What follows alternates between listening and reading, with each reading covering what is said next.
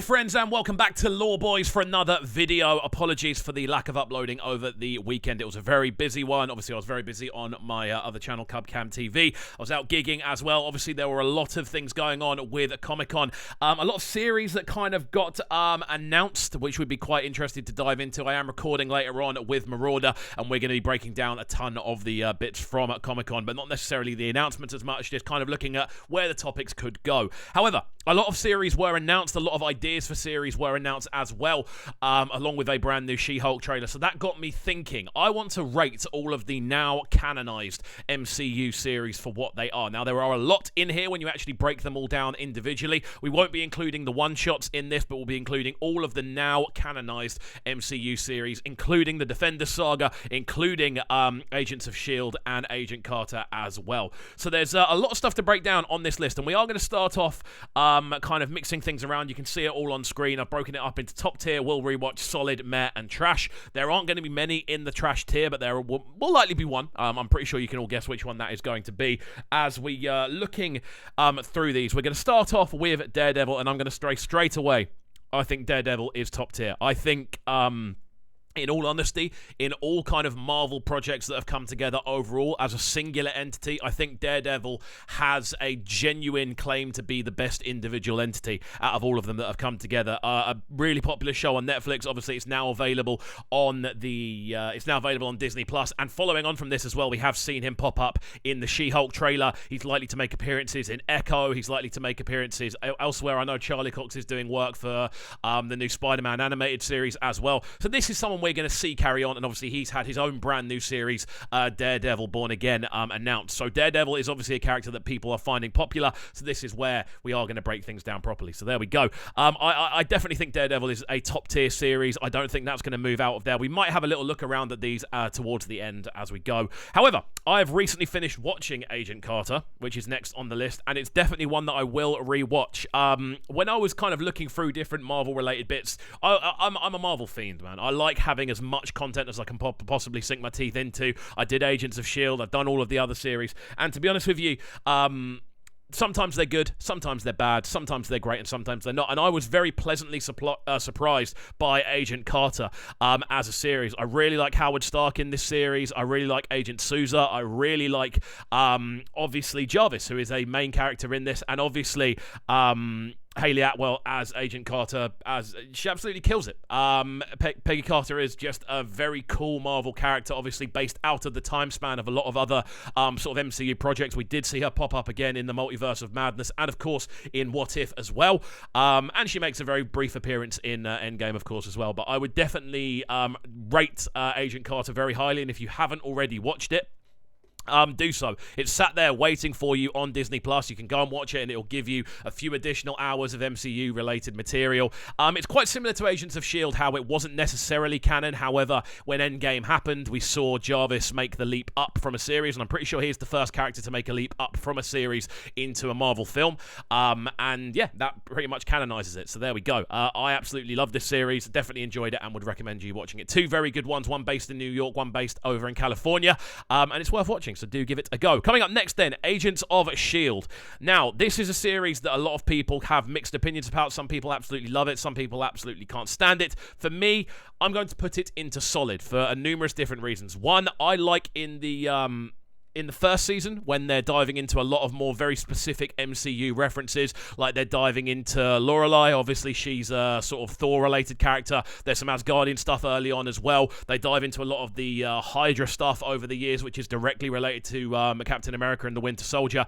I'm pretty sure there's a little bit involved after the Age of Ultron as well, and there's some after Endgame-related bits in there also. So everything tying together quite nicely. I do like the fact that it is a very kind of widened look at the MCU from a very ground level, and I definitely think we're going to be seeing a couple of the cast of Agents of S.H.I.E.L.D. reappear. I definitely think we're going to see them appear in Secret Invasion. If Coulson doesn't make a comeback in Secret Invasion, I'll be very, very surprised. But yeah, I'm interested in this. I'm very interested in this. It'd be cool to see maybe Quake make an upgrade into that as well. Obviously, Mac's quite a cool character, and Fitzsimmons are obviously a really cool duo in there as well. Agent May's a character that could very well make that step up now with there being all these new characters coming into the MCU. It'd be really cool to see that transition. But the only weird thing with Agents of S.H.I.E.L.D. is, does it canonize Inhumans? Because we've now seen Miss Marvel has uncanonized Inhumans. Does Agents of S.H.I.E.L.D. recanonize them? I don't know. But we'll see that if those characters do then make the journey up. Another reason why I would say Agents of S.H.I.E.L.D. is canon is because we see Nick Fury in the series. We see him pop up. We see a couple of the... we just see a lot of MCU-related characters get involved. So I would say it counts as canon. And there's nothing to really say it doesn't count as canon, as far as I'm aware. But there we go. Next up, then, we have the Defenders Saga. Now, I'll be honest, the Defenders Saga is a meh from me as an individual series. There was so much potential with this, and really, it just felt like an Iron Fist and Daredevil spin-off. There didn't really seem to be much need for Luke Cage in there. Jessica Jones felt like a bit of an extra, and I really like Jessica Jones' series. For me, I definitely would have liked there to have been a bit more kind of interwoven storylines on this one. It definitely felt very sort of singularly based on Iron Fist and Daredevil with their sort of roots, and obviously Elektra being one of the leading sort of villains in this series. I don't know. I'd have liked it to have kind of dived into a bit more of the others of the Defenders Saga. The other two kind of felt like they were there for muscle more than anything else, and it just wasn't really a proper breakdown of all four of their characters intertwining. However, individually, they do work really well. So, Falcon and the Winter Soldier, for me, despite having its moments... I'm going to put it into a meh as well. Like, I really like seeing these two on screen together. I also really like a lot of the angles that were taken. I love the museum scene at the end, the really emotional sort of addition to that. There's a lot of kind of complaints about the Flag Smashers as a kind of villainous entity. Obviously, seeing US Agent being born in this, the new Captain America.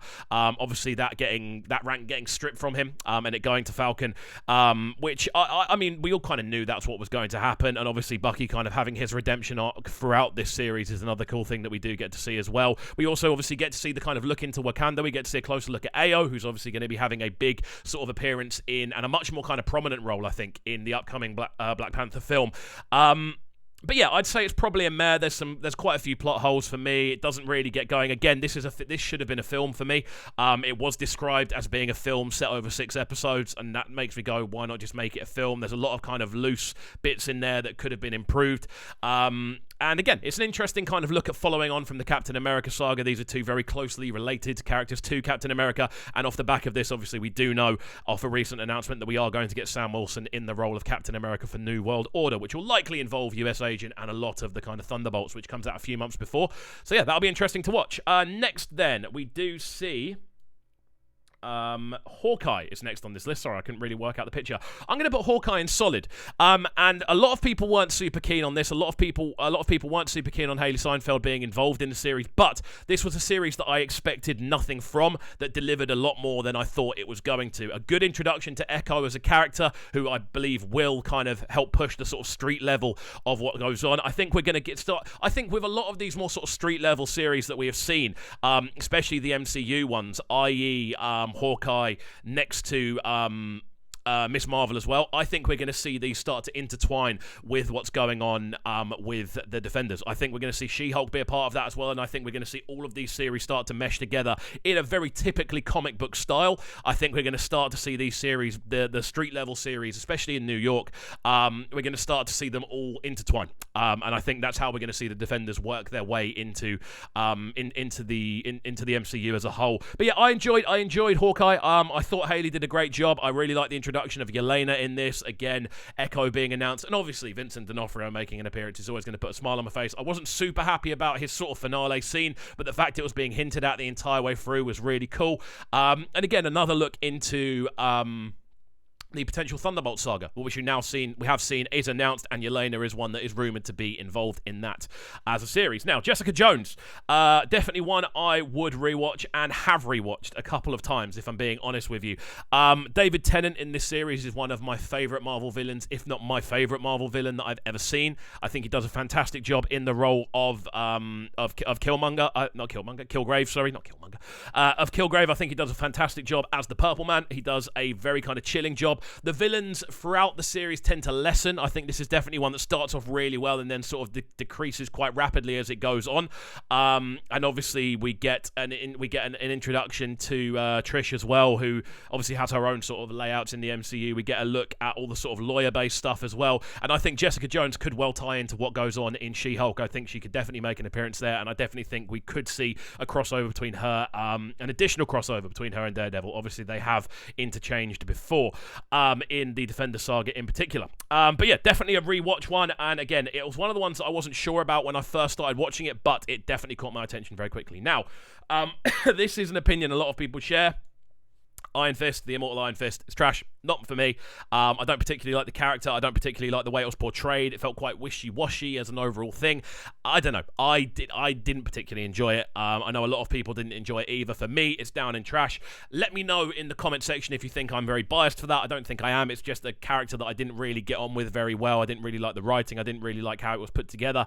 But yeah, let me know your thoughts on that one. Coming up next then, Luke Cage. I'm going to put Luke Cage in solid.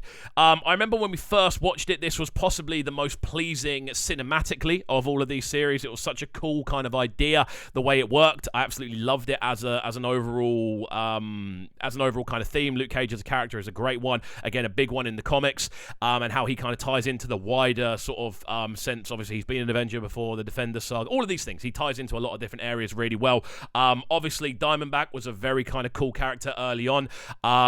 And yeah, there's a lot of stuff about this that I do like as a series. I definitely think the second series falls a little bit flat, despite Bushmaster being quite a cool villain. I think there's only so much you can do cinematically in sort of series format with a character like Luke Cage, because he's impenetrable. That's kind of his whole thing. So I definitely would like to see him worked into a few sort of wider MCU plots moving forward, if he does end up coming into the MCU on a wider level. Now, Moon Knight is next. I'm going to put Moon Knight as solid. A lot of people didn't like Moon Knight. A lot of people didn't like Oscar Isaac in the role. Me personally, I absolutely loved Oscar Isaac playing both of the characters. I didn't particularly like the final episode, which is a running theme in a lot of Marvel-related bits, apart from Daredevil. The Daredevil finale of Season 3 is spectacular. It's one of the best finales of anything I've ever seen. But I definitely think that Moon Knight had its moments. One of the few that gave very few references to anything outside of itself MCU wise. I definitely think that this is a character we'll see again. I definitely think this is a character we could see popping up, not necessarily in the street level sort of stuff, but I think we could definitely start to see him pop up in other areas of the MCU. There's so many different areas for us to dive into now moving forward. Maybe even in Thunderbolts. Maybe something random like that as well. We'll see him pop up next. I doubt it though. But yeah, I really enjoyed Oscar Isaac in this. I liked Khonshu as a character as well. And I did like Ethan Hawke's role. I thought Ethan Hawke did quite a cool role as this kind of chilling, almost like preacher who did quite an interesting one. Again, the final episode let it down significantly. I did like all the flashback scenes, though. I thought that worked really well, and a lot of his reasoning for having the split personality worked really well. But there we go. Miss Marvel, I'm going to put into solid as well. I really liked Miss Marvel. I thought it was a very enjoyable series. Again, one that I didn't expect much from, but definitely grew on me. Obviously, the announcements we get at the end of Miss Marvel kind of add a significant amount to it. I really liked all the stuff they did about the partition. It was a really good look at it, to be honest with you. Better than a lot of the other sort of more fantasy sort of things have been. But yeah, it was a very enjoyable series. I thought Kamala Khan was played exceptionally well by her mum. I really liked... as well as this, I really like the whole family aesthetic. I thought all of the sort of lead characters in this did a really good job. It had a very wholesome feel about it. And I thought the finale for this was actually quite good. So, yeah, Miss Marvel in solid for me. I am going to start to rearrange these so they are in the right order. I'd say Miss Marvel is probably top of this list. I'd put that there, Agents of S.H.I.E.L.D. next there. I'd probably put Luke Cage there, Moon Knight there. I'd definitely put Falcon and the Winter Soldier above the Defenders. So, yeah, that is pretty much my order of this so far. Punisher. Again, this might be slightly controversial. I enjoyed Punisher, but I definitely preferred his character in Daredevil. So I'm going to put this at the bottom end of solid. Now, I love the Punisher as a character. I think he's played so well, and I think that's a character we will see popping up in the MCU again, perhaps even in She-Hulk. That could be such a great way of introducing this very kind of villainous, very kind of hard-edged character.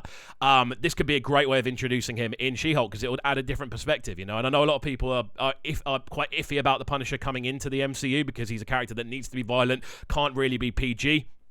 They'll find a way. They always do. The series are on Disney Plus now, so they can definitely intertwine it. And obviously, the Punisher has a lot of plot lines with a lot of different MCU names. So yeah, it'll be cool to see that tie in to the wider MCU. Now, WandaVision is up next. WandaVision's top tier.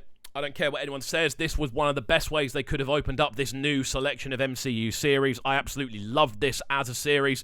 The mystery, the thrills, the directions, the misdirections. Obviously, the bait and switch we saw with Quicksilver was fantastic. It was the first kind of even notion that we could start to see X-Men characters joining the MCU. I thought that was such a cool thing to do. Again, I love the kind of conversation between White Vision and the normal Vision. That concept of the ship of Theseus, that was so cool to see. Obviously, this has given birth to Agatha as a series. It's kind of allowed us to have a little bit more of a look at the Rambeau family, of course, as well. And that's someone we are going to see them popping up again in the Marvels next year.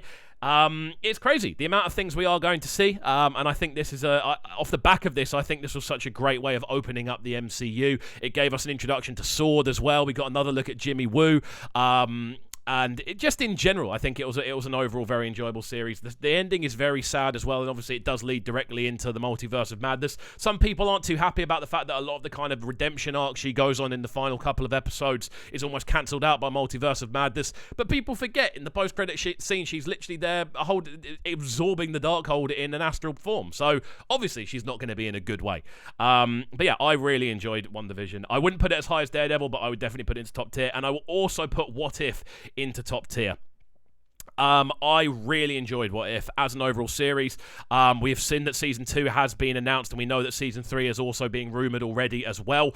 I just love the concept of it. I love the animation style. I love the fact they get the actual actors in to do the majority of the voiceovers where they can. The ones that are contracted to, they can. And I think there are so many different directions they can take this series. This is the definition of comic book stuff coming to life for me. And I love it. I really, really do. Obviously, the Doctor Strange episode is a highlight. The Black Panther as Star-Lord episode, T'Challa as Star-Lord episode is fantastic as well. The penultimate episode where we see Ultron make his appearance, incredible. Like, genuinely incredible. I quite like the Zombies episode as well, and we've seen that there is now a Marvel Zombies series coming as well. Whether that's going to be based off the back of that, I don't know, but we do know it's likely to be animated. But yeah, What If, fantastic series. Can't wait for Season 2. Now, I'm probably going to spin a lot of people here as well, because I didn't particularly enjoy Loki. And the reason for this is very, very simple. I love the music. I'm not a particular fan of the aesthetic they kind of went for, that sort of late 80s, early 90s office-y kind of feel. For me, it didn't really click.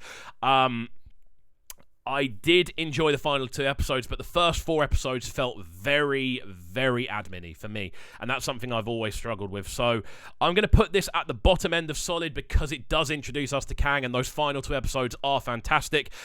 Seeing Richard Grant as a Loki is great. Seeing Frog Thor, great. Seeing the Thanos copter, great. All of these different kind of MCU-related moments was very cool. And there are a lot of cool characters in the series. And Kang is obviously the highlight, seeing Jonathan Majors introduced. And we know now that the Kang dynasty is coming.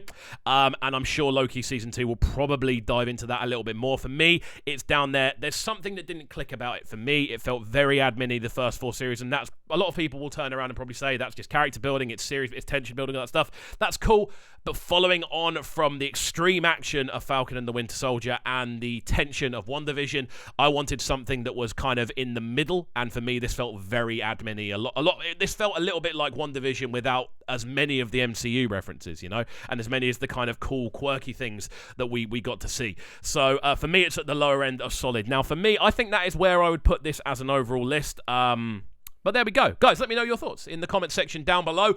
We are going to be filming a lot of new content today, me and Marauder, so expect more videos dropping as we go. But let me know your thoughts on this one, and let me know where you would put what you would change around. Again, this is my personal opinion. You're perfectly entitled to your own, but that's it from me. Hopefully you have enjoyed this, and we shall see you all next time. Make sure you're subscribing, and peace.